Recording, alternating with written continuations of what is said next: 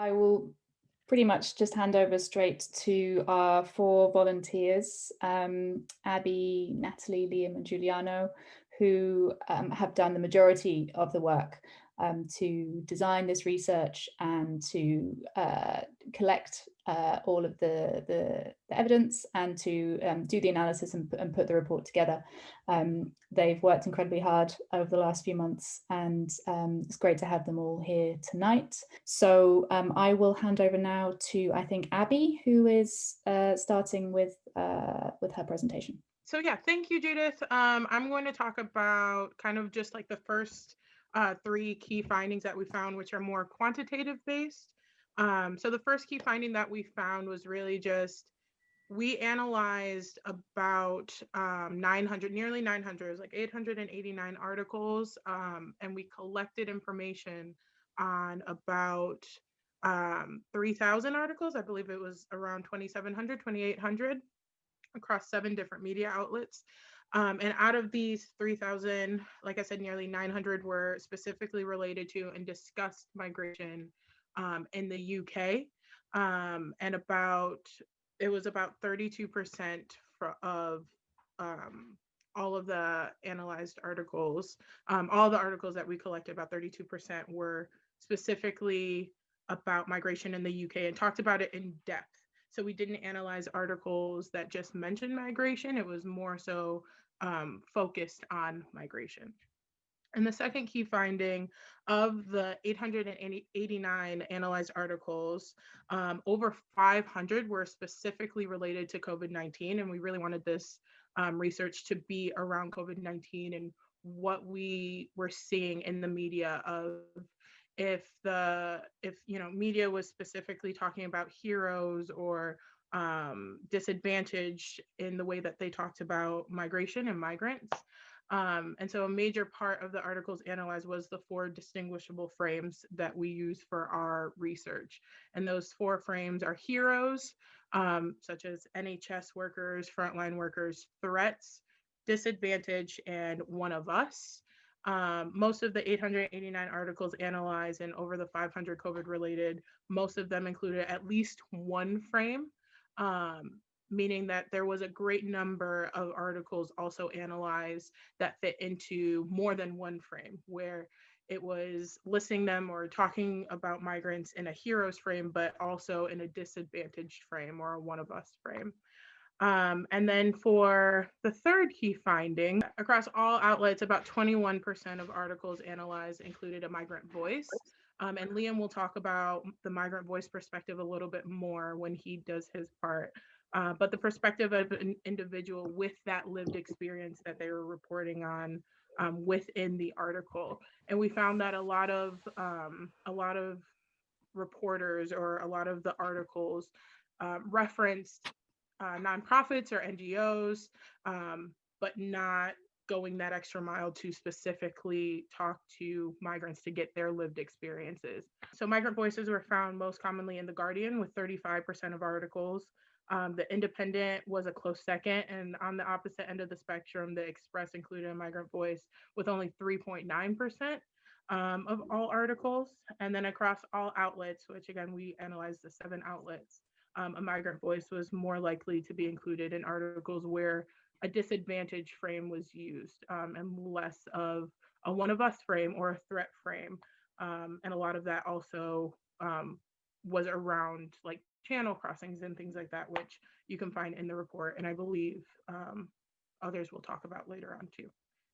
And yeah, I'll pass it over to Giuliano to talk about the next key finding.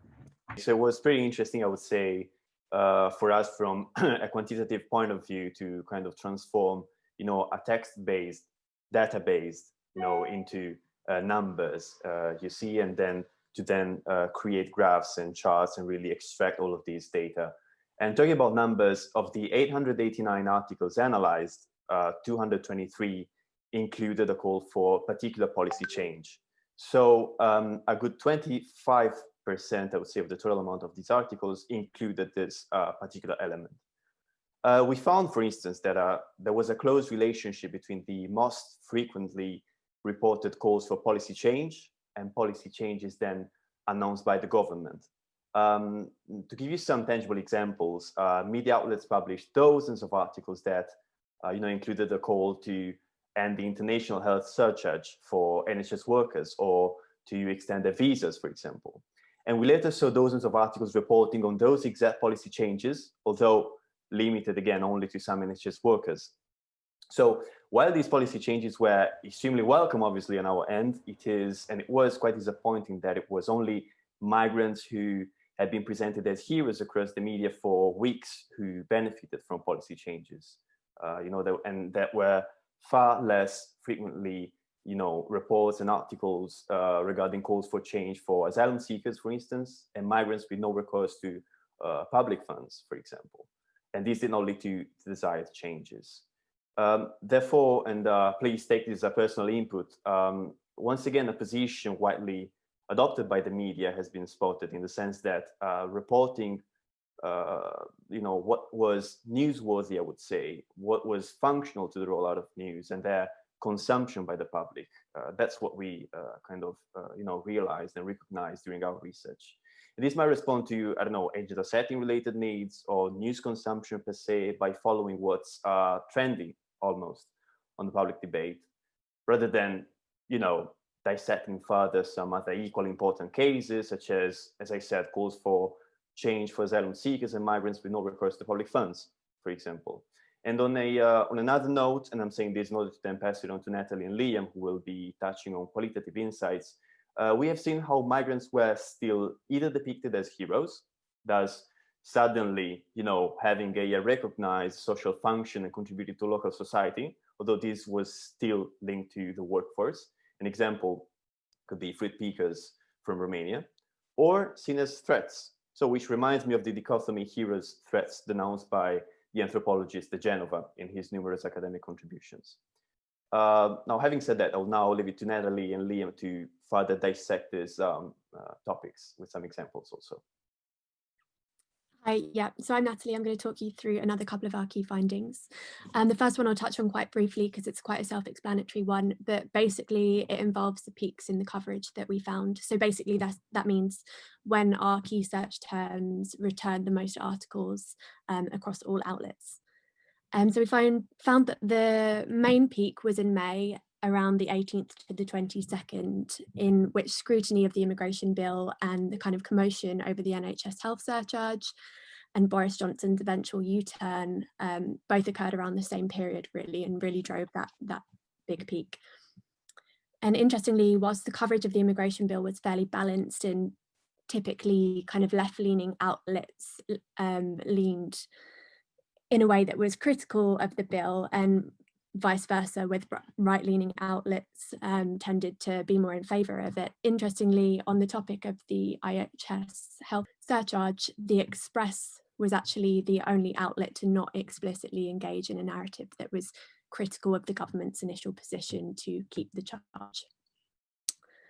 And then the smaller peak occurred earlier in April and was mostly driven by the guilty plea of the lorry driver responsible for the manslaughter of the 39 Vietnamese nationals who were found, unfortunately, in the back of his lorry in 2019. And interestingly, this was actually one of the very, very few major news stories to break the kind of all-consuming COVID barrier, if you like. So yeah, there are two main peaks. And then moving on from that, one of our further kind of qualitative findings was surrounding the idea, as Giuliano and Abby was touching on, the frames and how there's a tendency across media outlets to box migrants into specific categories and subcategories. So for example, channel crossers, frontline NHS staff, asylum seekers, etc. And obviously it's a difficult one because we understand that these labels serve a descriptive function in many ways, and in many ways also can't be avoided in storytelling and reporting. But we also found them to be oversimplistic and often based on a kind of time-limited action or a service that the group is providing, for example, or on their legal status. And fundamentally, we kind of felt that this tendency compromised on them being seen as individual human beings. And obviously that's a problem in itself. But further to this, we're also concerned that the kind of uncritical use of these categories does risk entrenching existing narratives and stereotypes. So for example, the binary between the good and the deserving migrant and the bad and the undeserving migrant, which is one that features quite often. And we can see this very kind of tangibly in, for example, the policy developments that Giuliano was talking about. So again, to draw back on the NHS health surcharge, which kind of features very heavily throughout our report, but it is important because on the one hand, why we do recognise that this is a step in the right direction and we're very welcoming of it. At the same time, it is clear that NHS health workers, after being kind of heralded as heroes, therefore receive preferential treatment, such as the exemption. And obviously, we do worry about this kind of creating a dualism in which certain migrants are afforded concessions and rights based on, for example, their job title, the services that they provide, the behaviour, etc., etc. And then on the flip side of that, other migrants and individuals are left out and possibly even vilified. And then further to this, and my final point before I hand over to Liam, is basically that it's clear that these labels are transitory and unfixed as well, which also serves to show that they are in many ways illogical. So a good example of that is the framing of agricultural workers. And so whilst in highly specific contexts to do with the pandemic, they are heroes and were presented as such. So for example, when we couldn't recruit enough Brits to pick for Britain, Eastern Europeans were put on chartered flights and flown over here to account for that. And the thing is, I think we all feel that we have to be very cautious of when these contexts shift, that they can then very easily become the stereotypical threats once again, despite that fundamentally who they are as individuals and the value that they provide to our communities and country essentially hasn't changed. So yeah, that's just something that we feel that we as individuals and the media have to be very aware of. So yeah, and that's wrapped up these next two key points, and now I'll be passing over to Liam. Thank you, Natalie. So finally, I'm going to talk about migrant voices and how those voices were or weren't heard across the media coverage, which, as you can probably imagine, was one of our main interests doing the research as an organisation.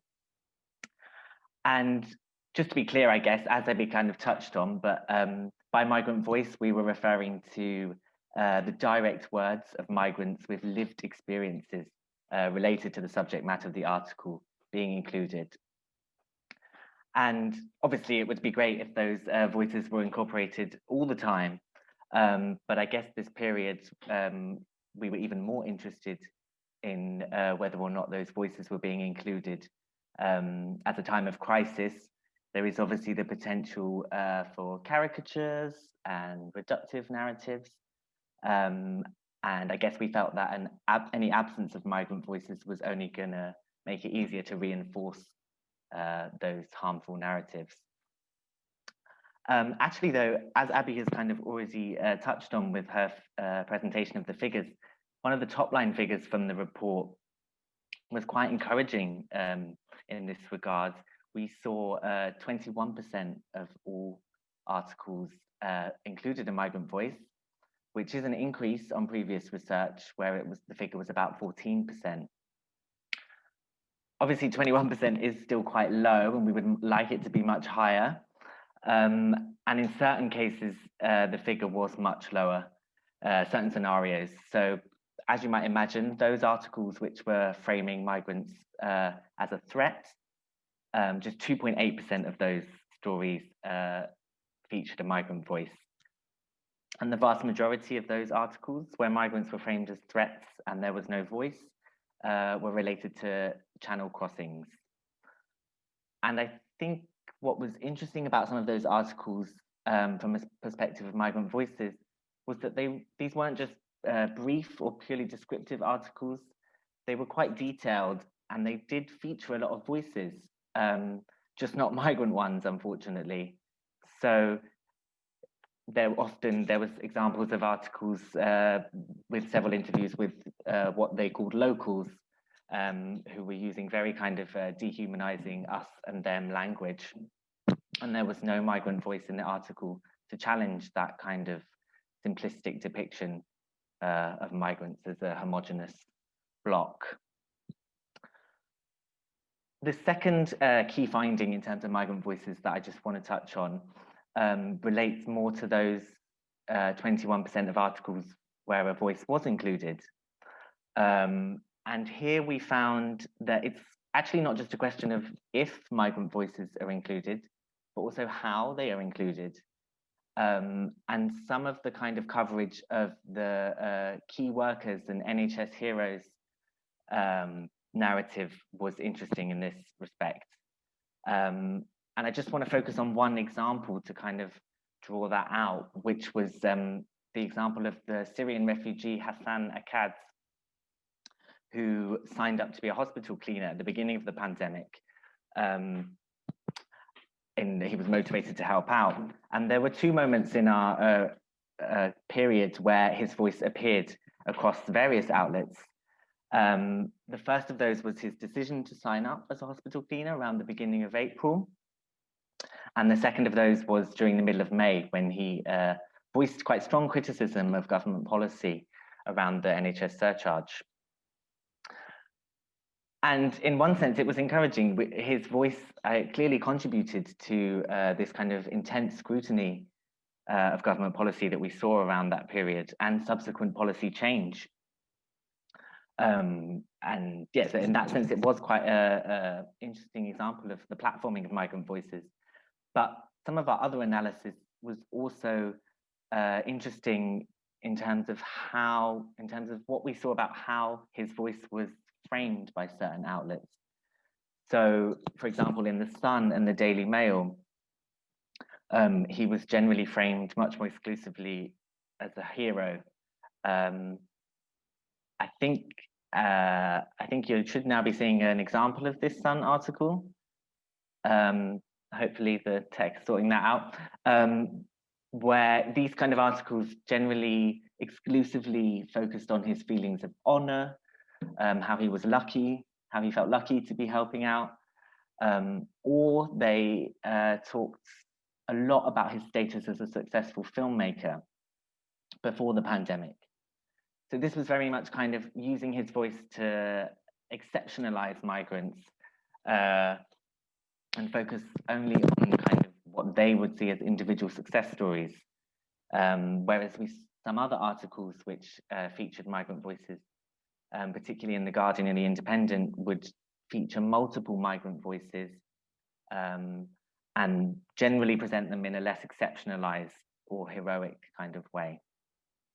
And so just to wrap up, I think this example is quite useful in showing one of the main things to take away from this research that we found was that there are reasons to be hopeful, and we did see a certain degree of platforming of migrant voices across the media spectrum during this period, but with a heavy caveat that we really need to be alert to how these voices can be manipulated to feed kind of harmful or divisive narratives about migrants.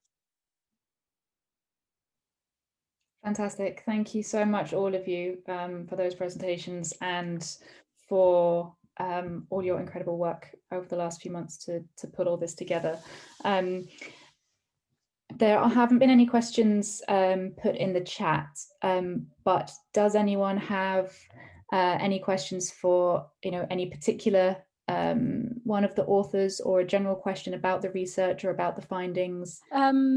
So you of course mentioned the example in this experience of Assad Khan, and of course you said it's quite an exceptional case, and as you know, he's quite a star now because he's very well known for his contribution to the series Exodus, so it's pretty much it's very well recognized.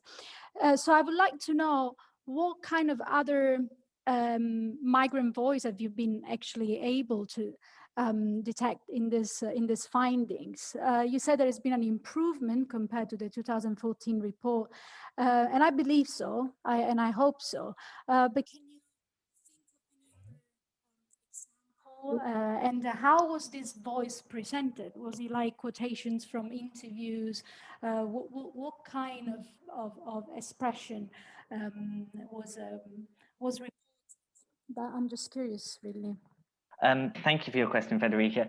Yeah, so it was generally quite focused, as I've already alluded to, on hero narratives. And so we did see a lot of articles interviewing NHS workers. We did also see some, I think another example that we talk about, I don't know if anyone remembers this, was the You Clap For Me Now video. And some of the coverage of that was a bit more nuanced, I would say. And that was, I felt like that was an example where the pandemic really created conditions that led to an interest in hearing from people that might not normally be given voices. I'm not sure if everyone's familiar with that, but that was a video featuring various key workers from ethnic minorities or migrant backgrounds. And that was something that was covered across all outlets, including tabloid or right-wing outlets. I think apart from that, there was some other interesting findings where generally related to how migrants were presented as disadvantaged, and lots of articles that went into quite detailed case studies of people suffering as a result of no recourse to public funds, or the various policies around NHS charges and a bereavement scheme. I think, yeah, there was many things to say about that, but just that often there was multiple case studies of different migrants in the articles, which is, I guess, what we would like to see, and in a less exceptionalized way. Looks like we've just had a couple of questions come into the chat box. From Dory, were there any migrant voices which were being political or showing resistance? Noted there were a few stories of migrants, including a Filipino health worker in London and a factory worker from Portugal in Northern Ireland who died alone of COVID-19 in the first wave. Was there much media coverage of these stories? Yes, there were a hell of a lot of stories that tended to focus on personal and individual suffering in that way. And obviously we know that report came out, I think it was in June, the government report that, I can't remember the title of it, but basically looking into the disproportionate impact of COVID on BAME communities. And generally we did find that is something that was being picked up on by the media fairly earlier as well, and gaining quite a lot of traction. So there are a lot of media articles that did focus on individual cases where, especially if a migrant healthcare worker had died, for example, and especially in those earlier stages where COVID was particularly exceptional. And again, these tended to fall under both a hero and a disadvantaged frame. So in a big way, they were, seen as making the ultimate sacrifice in having caught and died from this disease while fighting on the front line. And so they were in many ways projected as the heroes of this pandemic and of the country. And at the same time, obviously, disadvantaged was a big theme running through that as well, just noting the kind of disproportionate impact that the pandemic was having on these communities. Again, it was very heavily focused on NHS, but yeah, there were many articles along those lines. I just wanted to address that idea of political resistance. I think one thing that was quite clear in specific outlets, especially I was focusing on the Independent, so I was more familiar with their coverage, but using where the pandemic was used as a springboard for systemic critiques of migration policy. So there were really quite a lot of opinion pieces in the Independent where a political agenda was kind of clearly related to the pandemic. And so talking about hostile environment, Windrush, and just various systemic issues. So I feel like there was that kind of political element to certain coverage of migration. Yeah, I was actually going to hit on Rosa's question about examining different representations.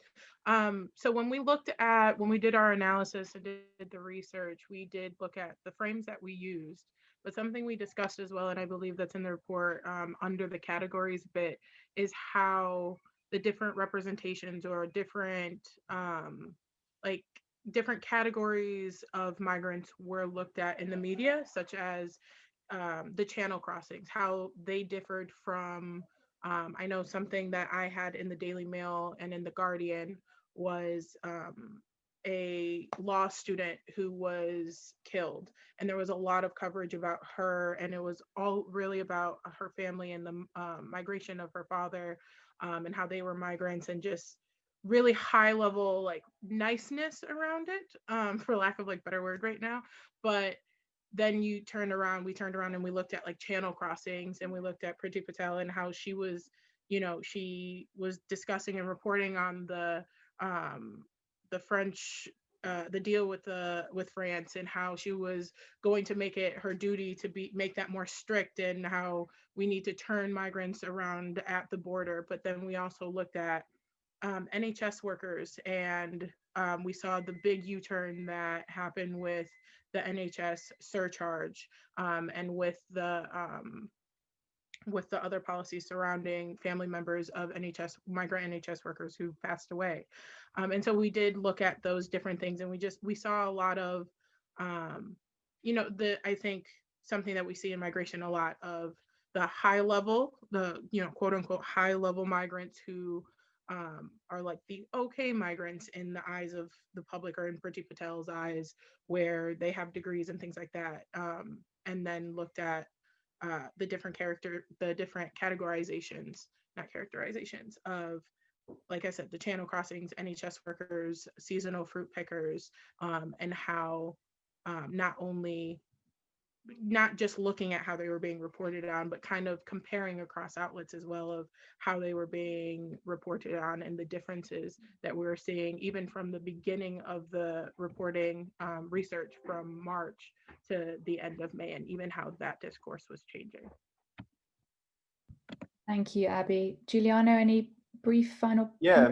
Yeah, I believe my colleagues have already touched on, some main things that I would have liked to say, but particularly I would like to just throw back onto what Abby just said. I also like to stress on this dualism. I'm reading Dory's comment on our chat.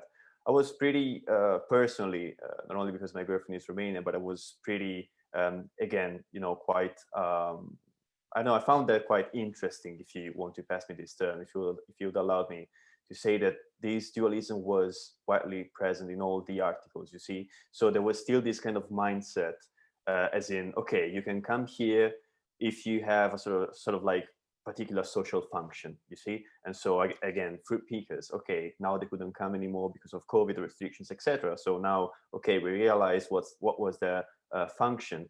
And I think I also related this to what happened in my country, in Italy, months ago, and it's still happening with some right-wing, particularly with some right-wing political parties, where, the general idea is, okay, they are stealing our jobs, who deserves to come here, who doesn't deserve to come here, etc. So that's exactly what we also saw and spotted and recognized in these articles whilst analyzing them. So sometimes it was also quite harsh on a personal level, not to be biased, you see, while analyzing these articles, because obviously I was quite enraged in some cases, and particularly also when it came to channel crossings. Some articles were quite harsh on migrants in that case, and none of them said anything, of the ones that I analyzed at least, other than representing them or portraying them within a frame of threat, you see. So I don't know, something to think about for sure. Thank you everyone, thank you. But now to our panel of experts who will help us, who will respond to the findings and help us further explore the implications and learning for us. And chairing this panel, I'm delighted to introduce Professor Nando Sigona, who will chair the conversation with the panelists. Professor Sigona is the chair of International Migration and Forced Displacement at the University of Birmingham and the director of the Institute for Research into Superdiversity, IRIS. I'm delighted to say he's also one of our trustees. And Professor Nando will introduce his guest panelists. So Nando, over to you. Hi, it's a pleasure to be here and to have the opportunity to discuss this very important report. I mean, obviously, the story of migration and COVID is a very big story. I mean, and in a sense, within the UK context, we have seen at least a spectrum of responses. If you think about, what happened in the US, just to give you an example, where the first response was linked about let's stop every migrants to come in because this is a China virus and is brought by migrants in this country. So this idea of associating the virus with what is foreign or what is stranger, it was by far the strongest sort of narrative emerging, particularly directly from the White House. So seeing that at least there was a variety of framing, it's in a sense a positive outcome by itself.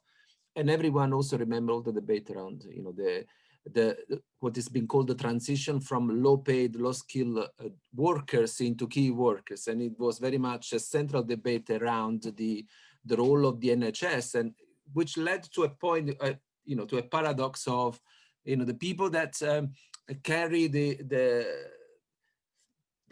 ambulances, so they clean the rooms of the hospital, they don't get any sort of waiving of the NHS surcharge, but some people in the same room will get it. Some people actually still, there is this idea of a hierarchy of deservingness, even among the people that work in NHS. It reflects also the issues of privatization of the work within the health sector, et cetera, et cetera.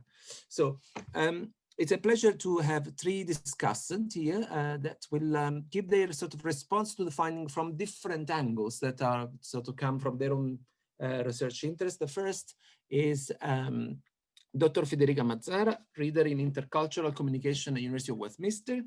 Then we have Dr. Rosa Sagarosianu, reader in media communication at the University of Westminster, and finally Greg Russell, journalist and broadcaster, currently at the National, previously at the BBC, and also trainer in media-related issue. So, Federica, do you want to start? Yes, thank you, Nando. Thank you, Migrant Voice, for inviting me. And thank you to the volunteers who put together this very interesting report. As I said before, I really enjoy reading it. I really like the methodology applied, and of course your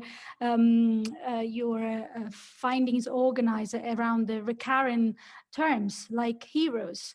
I found the term heroes extremely interesting. It's not a term that we have seen used before in context of migration, so it's at least not to the same extent. And it is it's definitely not a term that has been used to address the migrant struggle or to define the challenge of moving for instance unauthorized migrants.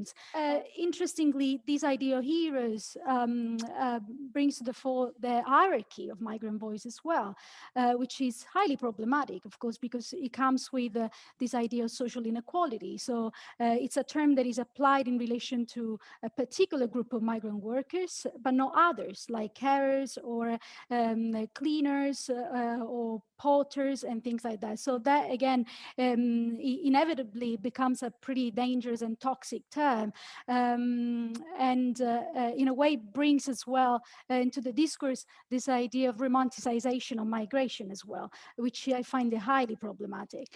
And as well, the term disadvantage is another highly problematic term.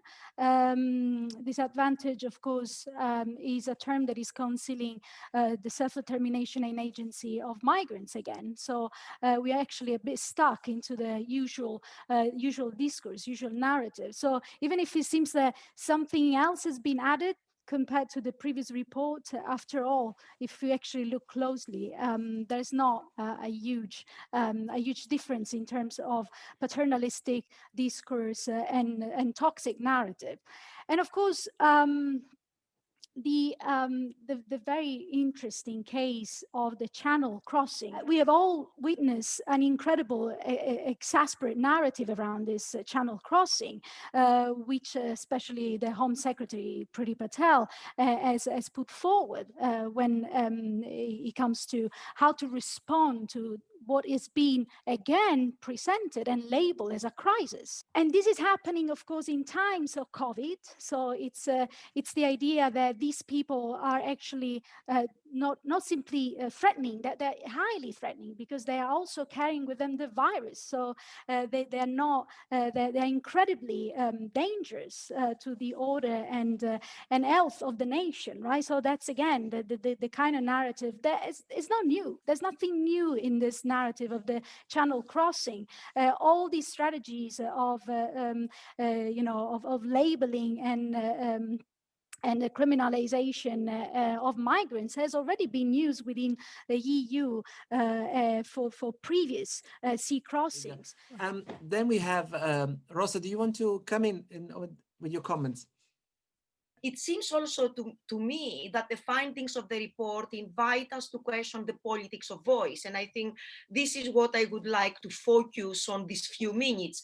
So who speaks and who remains silent, how one is spoken about, and the effects of other determination, both on the migrant and the symbolic practices of migrant identity construction. So crucial here, in my view, are questions about humanity. How is the quality of humanity discursively constructed through media representations? Who is attached to, for what purpose, and with what implications? And perhaps we can discuss some of these questions. I think actually the report discusses some of these questions.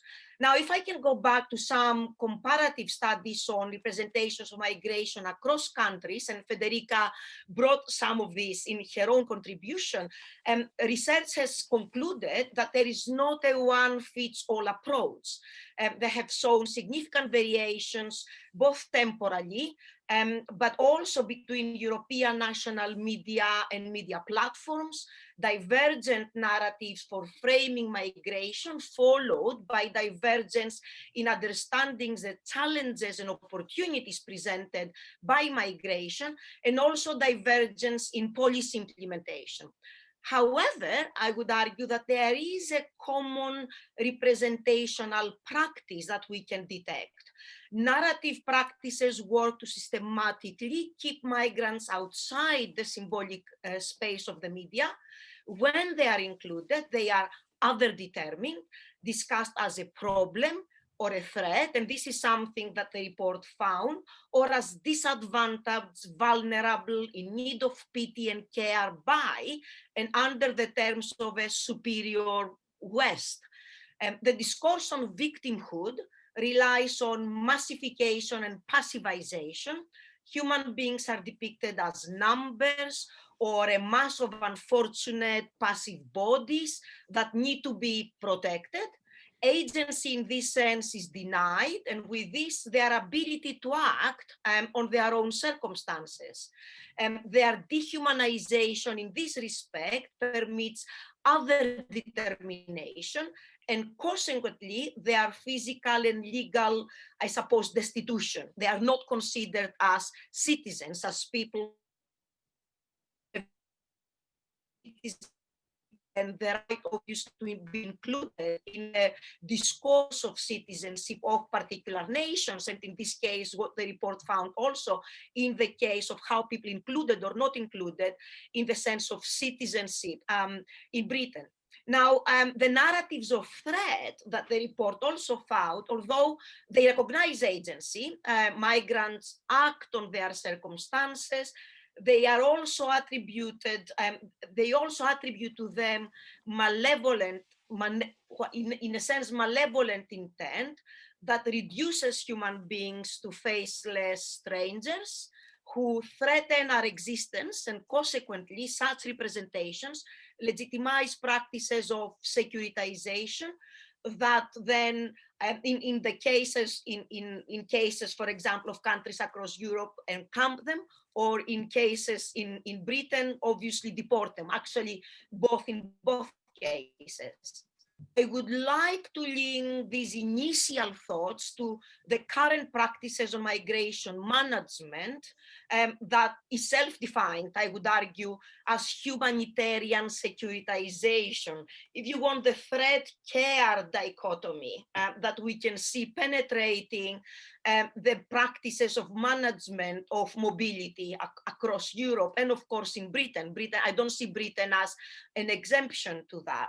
So I would argue for discussion that humanitarian securitization increasingly relies on the symbolic power of communication. And I obviously work in the area of communication and migration, and its reliance on the symbolic power of communication produces and circulates meanings and particular constructions about different populations.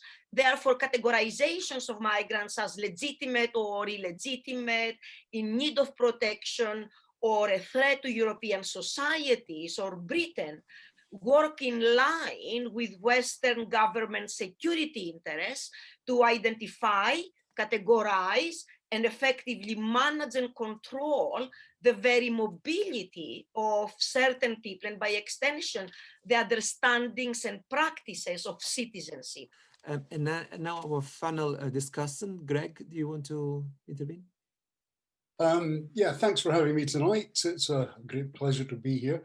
I come from a very different viewpoint. I liked the report, but I didn't recognize some of it because the media landscape in Scotland, where we are, is somewhat different to the wider UK. The rabid right-wing papers like the Express and the Mail, they tend to have, they got some hold in Scotland, but not a great deal. Scotland is a country that was more or less founded by immigrants. It's based on immigrants. People came here to work, they were welcomed. We still have large migrant communities.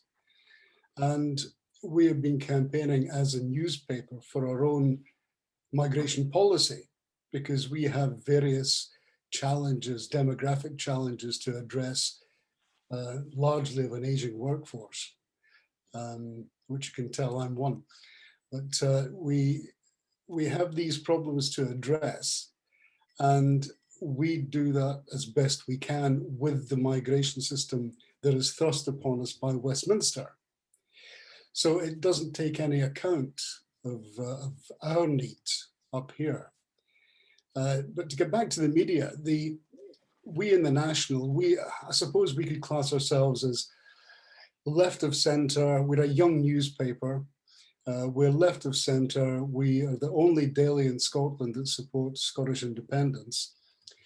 But the point I was going to make is that if you look at other newspapers in Scotland, I mean, we're a daily. There are other dailies, regional dailies, which report migrant issues in much the same way as we do, which is fairly. We have heroes, and we tend to go and speak to people. We go and speak to the people who are at the center of the cases. We'll interview them, we'll feature them in pictures, we'll run double-page spreads. We do the whole thing fairly. And I think most papers, most of the regional dailies and weeklies up here tend to do that. So there's a huge difference in the landscape. I mean, looking at the report, the media landscape was almost alien to me, although we do see it up here. But all we can do is keep plugging away, and we will continue to do our bits and help Migrant Voice and the community where we can. Thank you for listening. Thank you very much. Just three observations. One is interesting about Scotland in particular. We did some work on the perception of EU migrants, EU citizens in Scotland during the Brexit negotiation. It's quite interesting that according to research by John Curtis, while there is a better narrative on migration from the politician and in the media in Scotland, if you look at public attitudes, in the general terms, are not very different from the rest of the country. With a small but significant difference, it seems to be a better that European migrants are much better perceived in Scotland than in the rest of the country. But if it's to non-European migrants, Scotland and the rest of the UK are more or less on the same term. This is the research from, I guess, a couple of years ago, but not fairly recent. So it's always quite interesting, the relationship between media representation and public attitudes, how it's not necessarily fully sort of linear. And it's something.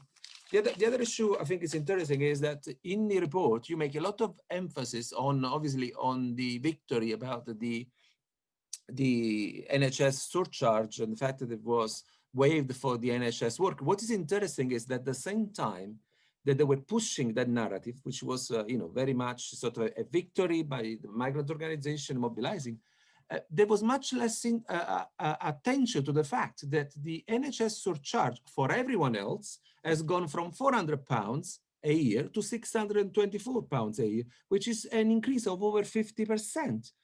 And this is actually interesting because you can see how, even in the spinning of the news, this is really an example of spinning of the news. I'll tell you this, a few people get a much better treatment so that no one pay attention to all the majority of the other people that gets actually not a very good deal there. I actually have a question for you, Nando. And yes, how would you, no, because of course there is also Brexit at the same time, and you've done quite a lot of work on Brexit recently. And I wonder, how would you, reading the report, I mean, how is Brexit sort of like informing all this, you think? What is really interesting in the current moment is this relabeling of the EU nationals, which is happening. Is the transition from a freedom of movement framework where everyone can come here. It's not about them being useful, and no one actually can tell them that if they, you don't have what I say a price tag on your neck, that all the time you are asked to prove your value to the system, to a situation in which basically you have this value system applied to everyone else, and you get a transition that is going to affect over 3.8 million people. So it's a very interesting transit period we are going through, also because when you look about the nationality of some of the people working in NHS, I mean, there are countries that have, that in the European Union that have contributed massively to, sustaining the NHS with the work. The other point which linked to the research, I don't know if any of the contributors want to reflect also with us, is this idea that if you look at public attitude surveys on migration in the UK, two issues come all the time, are in the top 5. One is migrants are a threat to public health. So second one is migrants are overtaking our healthcare services. It's because of the migrants we have to wait much longer to go to work. So there is this idea in relation to the health. You have the idea of the threat because of the spreading of the virus, which we've seen in the US clearly, but also this idea that the NHS is really overburdened because of the migrant, when actually, I think probably in the crisis, what we saw more was how essential were the migrant worker to the NHS working. So that's, in a sense, it was almost attaching one of the key sort of framing, but obviously we're going to forget about it within a year when everyone will move on. Yeah. So I think this is sort of some of the practice of the politics of securitization. And we can understand securitization in terms of an army coming in your borders and threatening, your land, as it were. But increasingly, of course, securitization is understood in terms of, discourses, discursive practices. So as Nando said, of course, it is the NHS is under threat because they are coming in, our resources are under threat because they are taking all of our resources, our health is under threat because, of course, they are bringing diseases, or our culture is under threat because, of course, their culture is not like ours. So in a way, the threat narratives are over present, and they are not just across Europe, they are here as well. So another issue that I would like to sort of bring here that we haven't discussed probably is silences. And perhaps here, you know, you cannot see it that much in the report that obviously the research that was done by Migrant Voice. But if I take as an example my own country, Greece, what you can see, what you could see throughout the pandemic, and I'm referring specifically to the pandemic, is that there was a lot of coverage when Moria was burned. But there was not a lot of coverage at all, actually, when people were enclosed in Moria or other camps due to the pandemic. So we didn't see people going in and seeing what was happening, people dying, or what the percentage of people that were suffering was. So the coverage happened at the moment when, of course, you know, migrants were accused of having burned Moria. So there is silence, which is important as well. How one is talked about and what is hidden, what is not talked about at all, I think are important issues as well. Linked to the silence is really interesting. And now the government, I mean, has been talking about warehousing the asylum seekers and copying Australia. But in reality, what they've done, they are building these huge camps in Wales and in other parts of the UK, where people are being kept completely isolated, but also putting pressure on the NGOs on non-reporting. So if you want to have access, you are obliged not to speak to the media, not to report about what's going on. So this idea of the silence, imposing silence is really important in the way that we talk about migration. I guess I wanted to address the question slightly to Frederica. You talked a lot about the idea that we've seen nothing new in many ways during this period. I guess I just wanted to ask do you therefore not recognize any idea of softening or reevaluation towards how society is structured and who's serving what function, which I guess was kind of the impression that we had looking through a lot of the media coverage. Do you think that's useful in any way, that kind of temporary softening or shift we saw, or do you just think that it's was a flash in the pan kind of thing? I mean, my fear is it's just temporary. You know, this is a crisis, a real crisis. COVID is a real crisis. Migration is not a crisis, and I mean, we will come over, and it will become something we will talk about as an historical, universal moment of sharing a struggle. But I don't think this will actually generate or trigger a new narrative. And I mean, I think the problem remains the kind of limitation that migrants themselves, and of course I'm using migrant here as an umbrella term, have to gaining voice. I mean, I'm, for instance, very critical of the expression giving voice because I find it quite paternalistic in a way. But it's true. I mean, let's face it, migrants very rarely actually have the opportunity, fundings, and platform to access platforms and self-represent themselves without any sort of like editing, filtering, and you know, we are working now with Migrant Voice on the role played by editors of newspapers, right? So it's very rare that migrants would actually take the opportunity and time to express themselves without any filtering. And if this happens, is a quite rare occurrence, which means that it will be really hard to trigger and generate a completely different narrative and discourse. So if we keep on relying on a kind of Northwestern narrative of migration, no matter how soft that becomes, we're still, you know, stuck in a kind of hierarchy of the gaze. You know, is we are there. It's hard. I'm not saying there's no chance to change, but I can't see COVID being, you know, the right way. I have seen lots of actually. I don't like this narrative of you know sensationalism or heroism. I don't like this. I don't find it appropriate. And the people themselves, the NHS workers coming from a migrant background, they don't like it. They dislike even the fact that you were all clapping at windows to praise their work. At some point, they said, like, stop clapping, please. It's annoying. It's not recognizing the real struggle. So I wonder to what extent actually media have managed to allow migrants and to express and share their struggle. I don't see that happening because of COVID. So definitely, I'm not optimistic in that sense. What I wanted to say is to follow from what Federica was just said, and to pick up on the report. What was interesting in the report also is that stories of particular persons were picked up and then linked to where they come from. So these people might have been born in the UK, but their background, their family's background was picked up. And by definition, they were also seen as migrants. So that brings us back to one of the all-time sort of strategies, in a way, of othering citizens.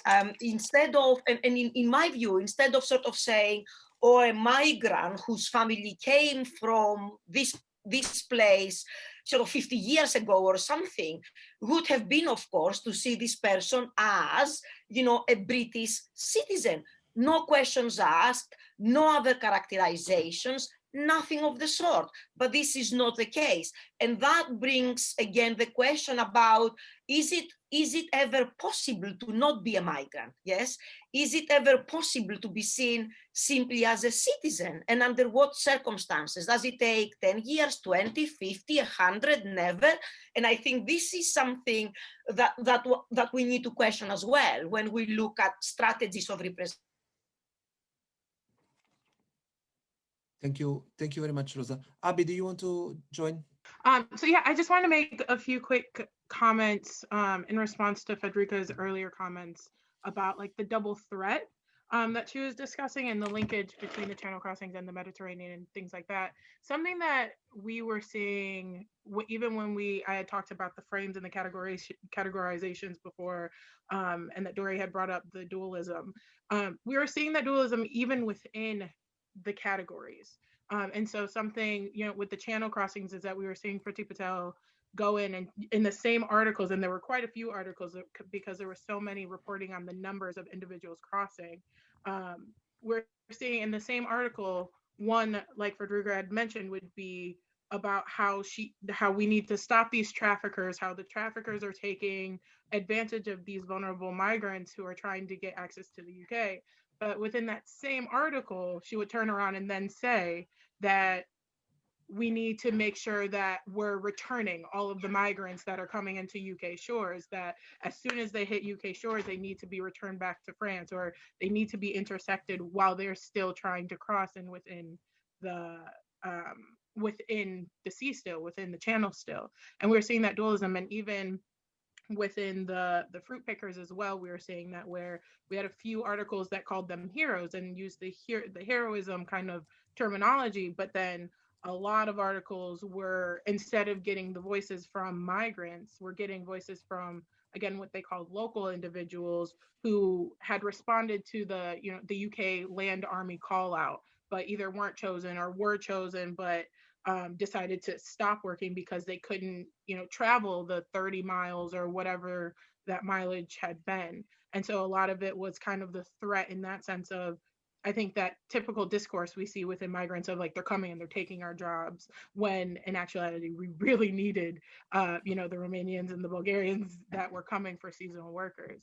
And then the other point I wanted to make in response to Federica as well, as her response to the kind of shift that we're seeing on the reporting of migrants and how it's gotten a little bit better.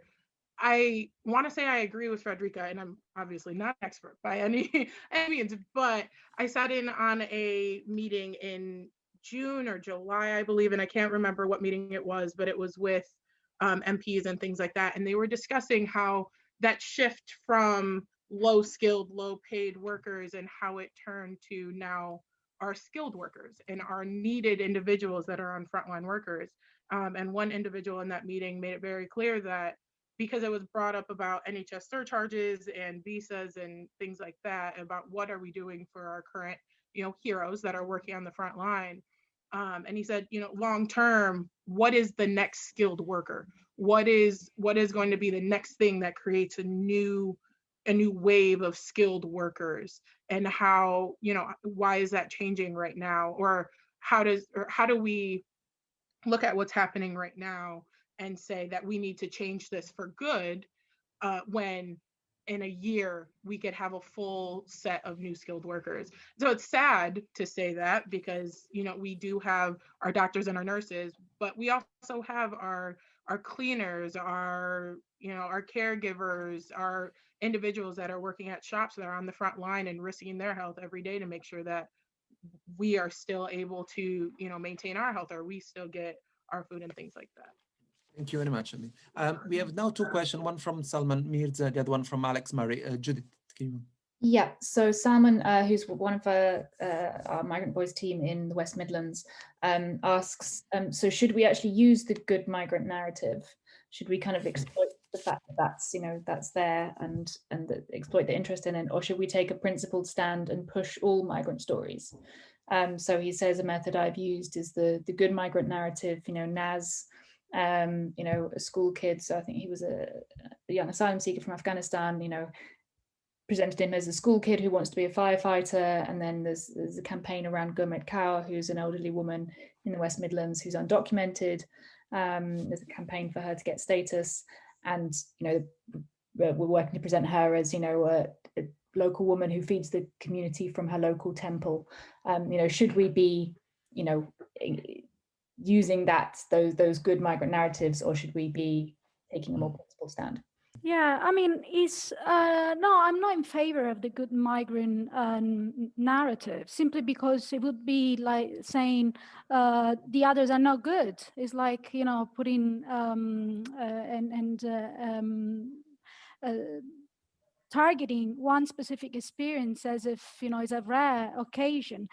I'm more in favor of just making sure that the subjective experience of migration is presented to us. And this happens very rarely, which means also to acknowledge other understanding of heroism. So think about, for instance, the heroism of resistance. That's, for instance, one huge process and way of processing the struggle that is very, very rarely presented. So from the perspective of those who are undertaking an authorized route, for instance, and a very difficult journey that might last months, years, about which we know generally nothing,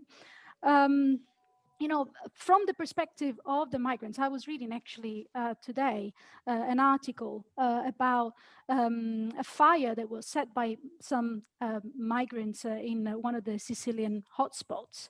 And a migrant was interviewed saying the guy who died was a hero, was really a hero. So this idea, and I was reading this right after reading the report. So the word hero appeared again and revealed a completely different understanding of the struggle. Of course, I'm looking at a very different context of migration compared to the one that our volunteers have observed in their report. But again, for me, it's a matter of sort of like giving time and space to the subjectification of the experience of moving. We need that. We don't need just, to fetishizing of just to token. That is tokenism, right? So if you just like the good migrants, the guy who did well, doing what is probably has been doing his entire life, there's not really any way we're going to actually deconstruct and reconstruct the discourse. So I'm not in favor of that. I'm not in favor of the discourse of the good migrant and the bad migrant either, because because I see all of this as processes of governmentality, if you want, categorization of people into good and bad. Yes, and once you categorize people into good and bad, then they become subjects of regulation. Then they can be discussed and regulated. So I don't think these are solutions or practices of justice in a way. We are not doing justice to people if we are categorize them as good or bad. I think what we need is knowledge about, you know, the context of migration generally. I think we need education. It needs to start from very early. And of course, this is not what happens. Our schools need to have, if you want, lessons and understandings of migration. We need teaching on migration, on diversity, on difference, that will start from early on. And therefore, I think it's only when we are equipped with that we can first understand the context of migration, humanize people, humanize migrants, and also see the futility of these binarisms, you know, because they are binaries that sustain particular relations of power. So, you know, this is what I think would be sort of a good step. Now, if it happens, that's another issue, how long it will take for this to happen. Thank you very much. Greg, can I just, and answering the first question, I mean, as a journalist, as someone who works, you know, a practicing journalist, how is it basically to write a story outside those frames? I mean, about the good migrants, the serving, the hero. I mean, is it something that is in the way you write, in the way that is the frames by the newsroom, by the editor? You know, it's from a more like practical way. Is there a space to challenging this sort of common narratives? What we do, what I do now, working for the National, is something slightly different. We'll look for a human angle, and we take it from there. And I think Judith is aware of some of the stuff that we've done with migrants coming in. We've had problems with authorities, with the Home Office especially, and we've won some memorable battles there. But that avoids the good migrant narrative, if you like. It portrays them as a victim of the government, the UK government. Now, to get back to what I said, I mentioned earlier about a migration policy for Scotland. When I have spoken to Nicola Sturgeon, I've spoken to Ian Blackford and Stuart MacDonald, all senior SNP people, and they all want to devise a policy in independent Scotland, a migration policy that will suit our needs. And we need doctors, we need dentists, we need everybody who works in the NHS, as COVID has shown up. We need teachers. And people who are coming into Scotland will be able to do those jobs, will be welcome. So that's just the way it is where we are. I mean, we have a completely different mindset to the government in London. Again, thank you so much for all the researchers and the writers, and also for our guest panelists, and also for everyone who gave us your time this evening to come and join us for this very interesting discussion conversation. And I'm sure there is a lot for us to learn from Migrant Voice, and at least, you know, we are happy that we played the role during this time to try to get some of the voices of migrants and to challenge some of the narratives and framing, and try our best to make sure that migrants are speaking for themselves and in the right frame and experience. I'm sure there's a lot still for us to do, and there's a lot for us to learn and to implement the learning, and hopefully we'll see you again sometime soon. So thank you so much again, and have a great evening, and happy International Migrants Day, everyone, and see you soon.